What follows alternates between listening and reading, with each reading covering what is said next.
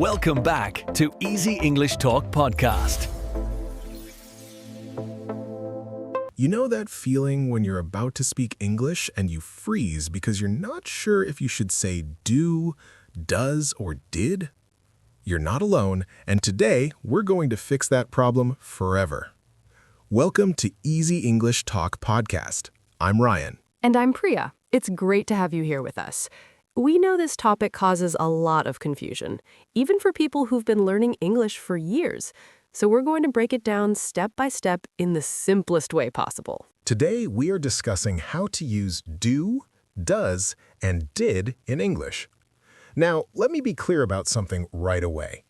By the end of this episode, you'll know exactly when to use each one, and you'll stop second-guessing yourself. That's the goal. And honestly, once you understand the system, it's not complicated at all.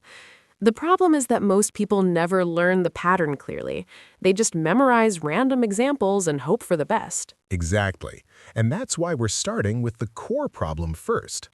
Why do so many learners get confused by these three little words? What makes them so tricky in the first place? Well, the biggest issue is that do, does, and did are used in multiple ways. Sometimes they're helping other verbs, and sometimes they stand alone. That alone confuses people because the function changes depending on the sentence. Right. And on top of that, English doesn't always use do in every situation. So learners start wondering, do I need it here or can I skip it? It feels unpredictable, and that creates a lot of anxiety. Another big problem is that many languages, this kind of helper word doesn't exist. People just say the verb directly without adding anything extra. So when English requires do, it feels strange and unnecessary. Yes, and that's why learners often forget to use it, especially in questions. They might say, "You like coffee?" instead of, "Do you like coffee?" It sounds fine in their mind, but in English, it's not quite right. And then there's the opposite problem. Some people overuse do. They add it to sentences where it doesn't belong.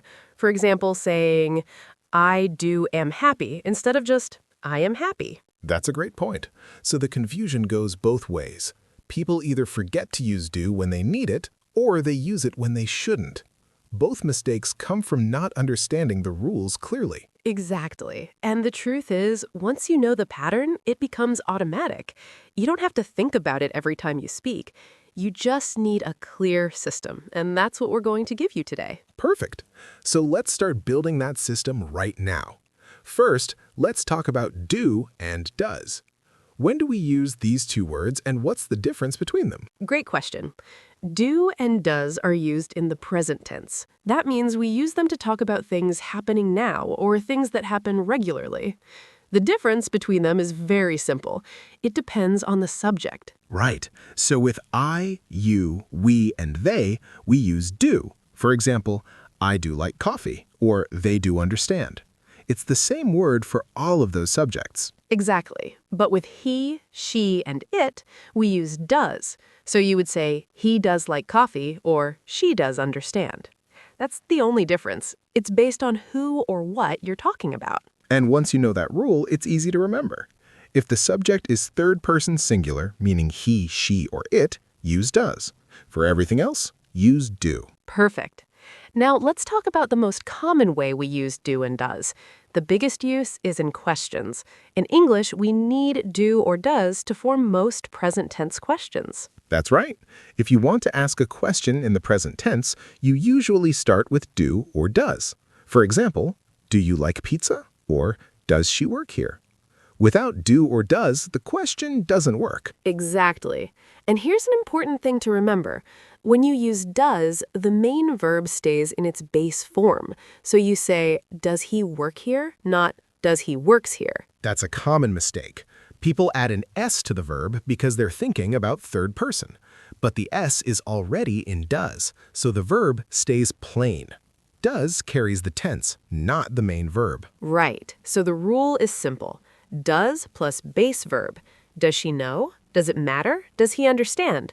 The verb never changes when does is there. Same thing with do. When you use do in a question, the verb stays in its base form. Do you know? Do they care? Do we need this? It's always the base form after do. Exactly. And this is where a lot of learners make mistakes. They try to change the verb, but they don't need to. Do and does already show the tense, so the verb just stays simple. Perfect. Now let's talk about negative sentences.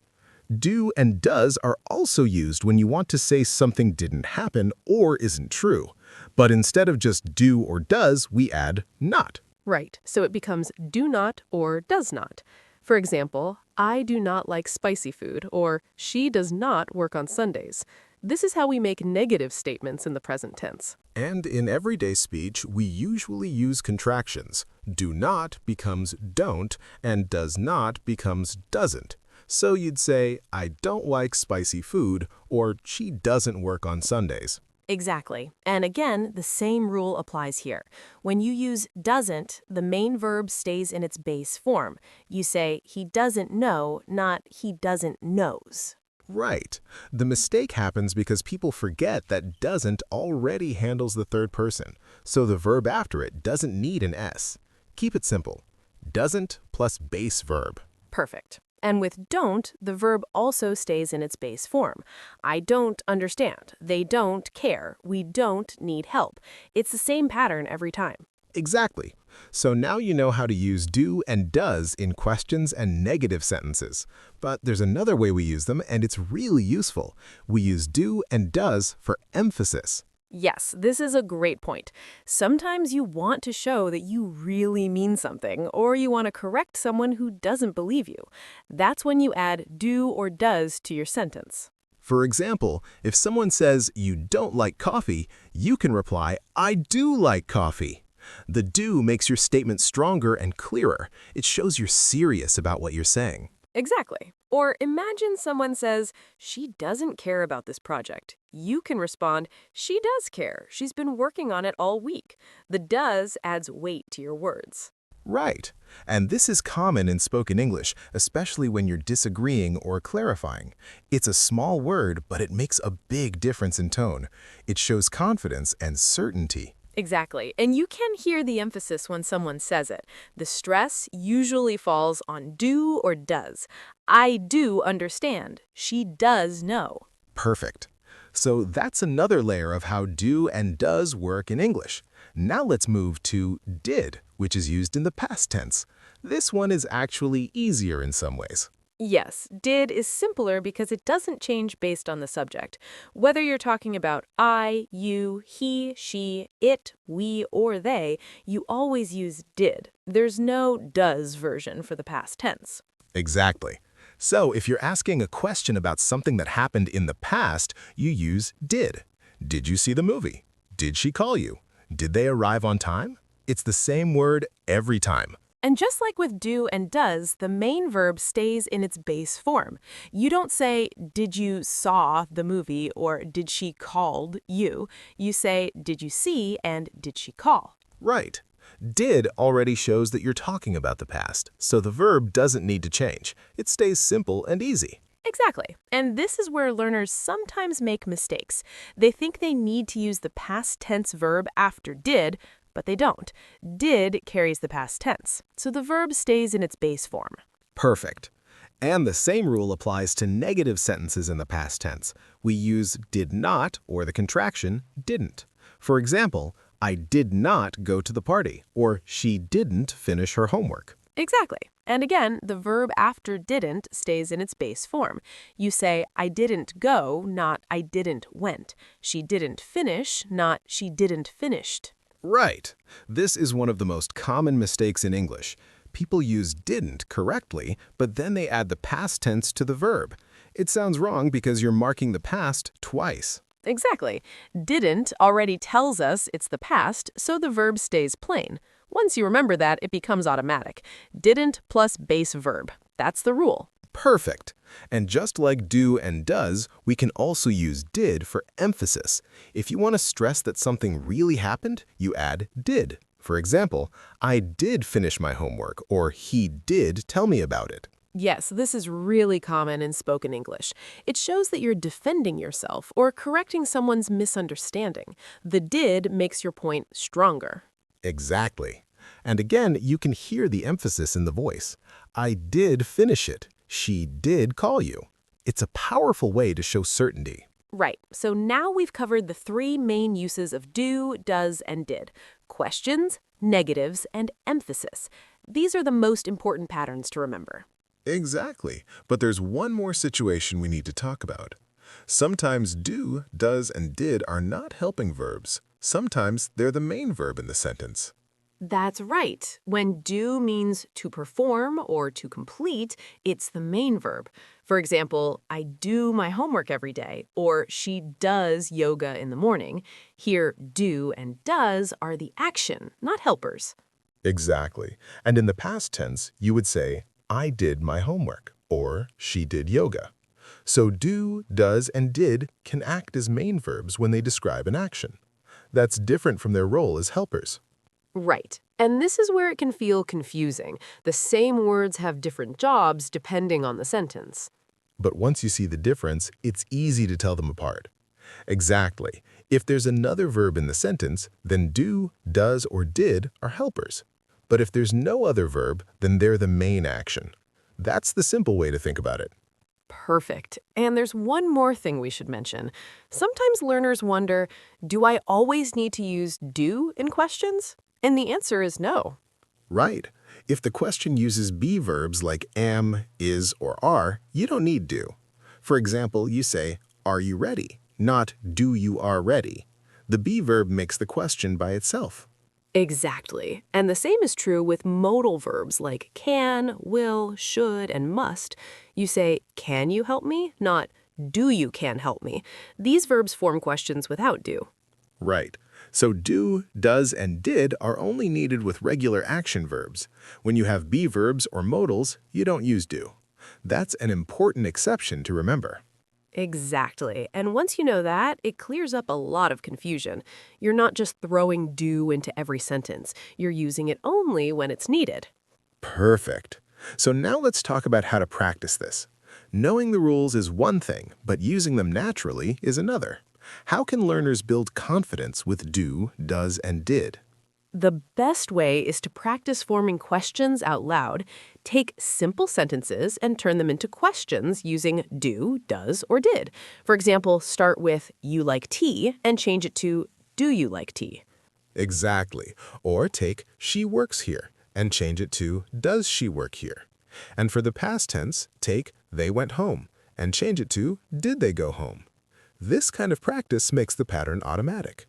Right. And you can do the same thing with negative sentences. Take I understand and change it to I don't understand. Or he knows and change it to he doesn't know. Exactly. The more you practice switching sentences, the easier it becomes. You start to feel the rhythm of English, and after a while, you don't even think about it. Another helpful tip is to pay attention when you're watching English shows or listening to podcasts. Notice how native speakers use do, does, and did. You'll start to hear the patterns naturally. Right. And don't be afraid to make mistakes. If you use do when you should use does, it's not the end of the world. People will still understand you, and you'll learn from it. Exactly. The goal is progress, not perfection. Every time you use do, does, or did correctly, you're building your confidence. And over time, it becomes second nature. Perfect. So now let's do a quick review before we wrap up. Do and does are used in the present tense. Do is for I, you, we, and they. Does is for he, she, and it. Right. And did is used in the past tense for all subjects. It doesn't change based on who you're talking about. It's the same for everyone. Exactly. And we use these words in three main ways: to form questions, to make negative sentences, and to add emphasis. Those are the core patterns. And remember, when you use do, does, or did, the main verb stays in its base form. Don't add s or change the verb to the past tense. The helper word already handles the tense. Right. And finally, do, does, and did are not always helpers. Sometimes they're the main verb, meaning to perform or to complete. It depends on the sentence. Exactly. And you don't need do with be verbs or modal verbs. Those verbs form questions and negatives on their own. That's an important exception. Perfect. So that's everything you need to know about do, does, and did. If you practice these patterns, you'll stop second-guessing yourself. You'll start using them naturally and confidently. Exactly. And remember, this is a skill you build over time. Be patient with yourself, practice regularly, and celebrate your progress. You're doing great just by being here and learning. Absolutely. And thank you so much for listening to this episode. We really appreciate you being here with us today. We hope this discussion helped you feel more confident with English grammar. Yes, thank you for joining us. If you found this helpful, we have many other episodes that can support your learning. We cover topics like verb tenses, common mistakes, pronunciation, and more. That's right. So feel free to explore the Easy English Talk podcast channel. You'll find episodes on many different topics, all designed to make English easier and clearer for you. We're here to help you every step of the way. Exactly. And we'd love to have you back for another episode. Keep practicing, keep learning, and keep speaking with confidence. Until next time, take care. Take care, everyone. See you in the next episode.